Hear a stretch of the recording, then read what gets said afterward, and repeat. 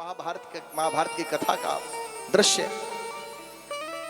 जब दुर्योधन द्रौपदी को केश पकड़ के घसीटता है, उस समय देवी द्रौपदी स्नान करने जा रही थी। दुशासन आया और जैसे कोई हत्यारा, जैसे कोई कसाई दौड़ती हुई गैया को झपट के पकड़ लेता है, ऐसे ही झपट करके दुशासन ने केश पकड़ लिए द्रौपदी के, और खड़ी हुई द्रौपदी केश पकड़ने पर धरती पर गिर पड़ी।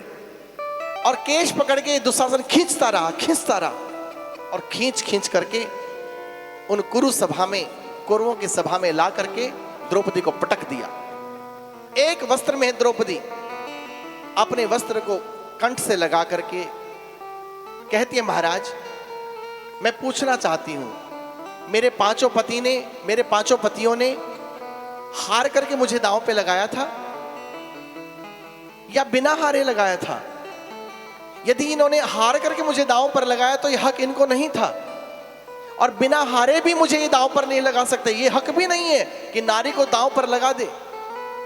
महाराज मेरा न्याय करो, मैं आपकी पुत्र वधू हूं, और पुत्र वधू ना भी मानो आपकी प्रजा तो हूं। हे राजन, अपनी प्रजा की रक्षा नहीं करोगे? आपके ही पुत्र आपकी प्रजा को सता रहे हैं, क्या आप इस अन्याय को देखोगे? लेकिन द्रौपदी को क्या पता, ये बाहर से अंधा नहीं है, ये तो अंदर से भी अंधा है। उस समय द्रौपदी चाहती तो श्राप दे डालती। द्रौपदी कोई साधारण स्त्री नहीं थी, योनिजा अग्नि से प्रकट हुई है द्रौपदी। चाहती तो उन्हें श्राप देकर के भस्म कर देती, पर कितना धीरज है, कितनी शांति है, कितना क्षमादान है द्रौपदी के अंदर। पितामह भीष्म से कहती है, द्रोणाचार्य से कहती है, कृपाचार्य से कहती है, अपने पांचों पतियों से गुहार लगाती है। और जब कोई नहीं सुनता है तो 10,000 हाथियों का बल जिस दुशासन के अंदर था, वो फिर झट द्रौपदी के ऊपर प्रहार करता है, और द्रौपदी का चीर हरण करने को होता है। और उसी समय द्रौपदी दोनों हाथों से अपना चीर पकड़ लेती है। द्वारिका में बैठे हैं द्वारिका नाथ, भोजन लेकर के आई है मां रुक्मणी, और रुक्मणी जी ने भोजन की थाली आगे की, लेकिन आंखों में अश्रु हैं नंदलाल के। द्वारिकाधीश की आंखों में आंसू हैं, थाली आगे सरका दी। एक निवाला भी ठाकुर जी के गले में नहीं जा रहा है। रुक्मणी कहती है, प्रभु क्या हुआ? भगवान कहते हैं, आज भक्त पर संकट छाया है। तो रुक्मणी कहती है, प्रभु भक्त पर संकट छाया है और आप यहां बैठे हैं, तो जाओ ना, संकट निवारण करो ना। तो भगवान कहते हैं, देवी अभी भक्त मुझे पुकार नहीं रहा। इधर दुशासन खींच रहा है द्रौपदी को, द्रौपदी के केस खींच करके द्रौपदी का चीरहरण कर रहा है, उधर भगवान रो रहे हैं।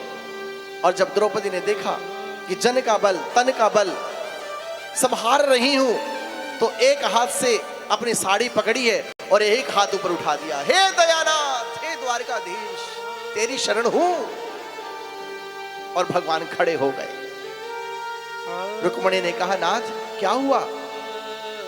देवी भक्त ने पुकारा तो है मुझे अभी, पर अभी आधा अधूरा है। वो पुकार तो रहा है, पर आधी पुकार है उसकी अभी उसे अपने तल पर भरोसा है, अपने तन के बल पर भरोसा है। अब वो पूरी पुकार लगाए तो मैं जाऊं। और उधर द्रौपदी पुकार रही है, हे द्वारिकाधीश तेरी शरण हूं, हे घटघट व्यापी तेरी शरण हूं, हे दीनानाथ, हे भक्त रक्षक, हे गोकुलवासी तेरी शरण हूं, हे मीरा के श्याम तेरी शरण हूं। और भगवान आतुर हो रहे हैं। द्रौपदी की एक एक पुकार पर भगवान के इतने आंसू बरस रहे, मानो भगवान कहते हैं, द्रौपदी तू खुल के पुकार, मैं इसी समय आ जाऊंगा। लेकिन द्रौपदी की पुकार आधी अधूरी है। हम भी ऐसी आधी अधूरी पुकार लगाते हैं। एक हाथ से पल्लू पकड़े, हाथ से कह रही, द्वारिकाधीश तेरी शरण हूं। भगवान इंतजार में कि द्रौपदी तू मुझे कंठ से पुकार रही है, तू मुझे हृदय से पुकारना, मैं आने को तैयार खड़ा हूं।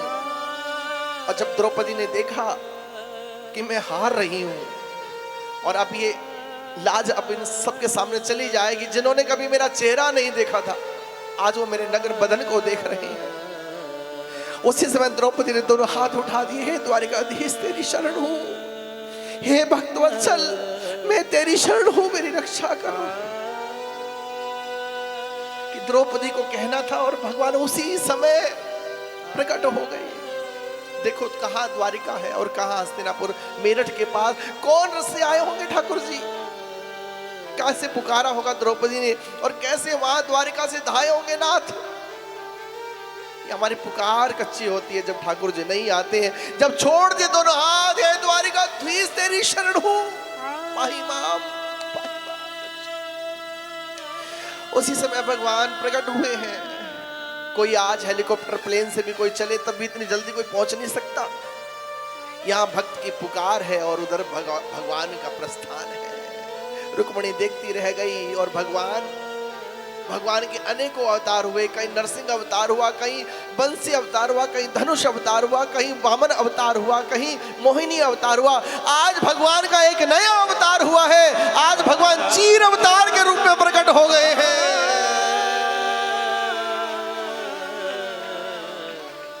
साड़ी बीच नारी है कि नारी बीच साड़ी है। और द्रौपदी उस समय रजस्वला थी और ठाकुर जी द्रौपदी से लिपट गए हैं। मानो वो पवित्रता के धाम जिनके इस पास जाने पर हम लोग गंगा स्नान करते हैं, शुद्ध वस्त्र पहनते हैं, केवड़ा छिड़कते हैं, इत्र छिड़कते हैं, चारों ओर से हम अपने आप को पवित्र करके उसके पास जाते हैं। वो पवित्रता के धाम आज एक रजस्वला के शरीर से लिपट गए। वो भगवान यदि कुछ देखता है तो सिर्फ और सिर्फ भाव देखता है। भावो ही विद्यते देवो न भावो विद्यते सतः। भगवान ने कहा है मैं भावना में बसता हूं, मैं पदार्थों में नहीं बसता। और आप भगवान चीर अवतार लेकर के द्रौपदी के बीच समा गए हैं। सारी बीच नारी है कि नारी बीच सारी है। पुकार, भगवान कहते हैं भक्त तू हार तो सही, जब तू हारेगा मैं तभी तो आऊंगा ना। तुझे हारना तो पड़ेगा, तुझे हार के समर्पण तो करना पड़ेगा, वरना मैं आऊंगा कैसे। पर भगवान प्रकट हो गए।